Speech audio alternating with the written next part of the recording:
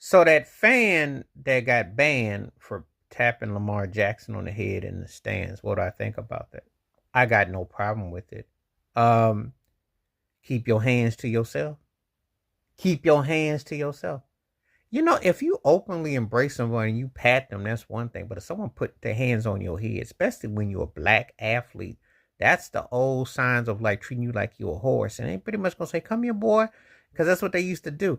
You imagine what they did to Jackie Robinson and black athletes, and recently what Russell Westbrook went through, and the sounds and the people say some derogatory, negative things, and they think because they pay those tickets that they can talk about you and just and be as vulgar and as racist and whatever. Nobody knows what someone puts some hands on you, what that means. Nobody knows. So Lamar Jackson had every right to react the way he did. You know, you don't know.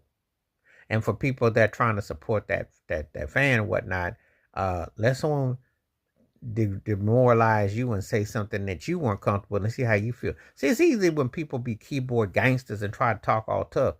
It, I loved one thing I loved about the pandemic: no fans in the stands. I don't think you need. Well, I know they don't need them because they wouldn't be able to have all these channels and all these apps and make all this money because they're not making money by people being in the stands. That's just some participation. You make your money off of corporate sponsors. Don't need nobody to be in the stands. People are being disrespectful and dissing and saying all kinds of vulgarities. And as Russell Westbrook said, you wouldn't do that to me in the streets. It's like when you work with some buster or some punk at your job, and the customers or people pop off.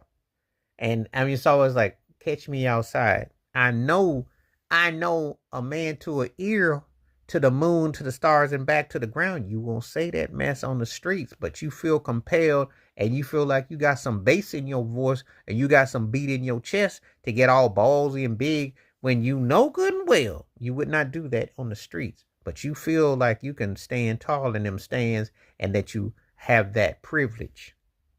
And yes, for anybody that says anything, yeah, I'm going racial with it because on times that are not, it's predominantly white fans in the stands.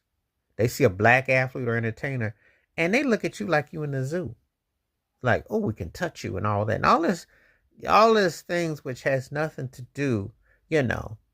It's and the thing is this. My times are not. Most of the athletes are very cordial, no matter how big they are, what have you. They're pretty cordial to the fans if they ask them politely and be respectful. But a lot of times when people feel like they can just put hands on you and just grab at you and treat you like you're a piece of meat or because let's keep it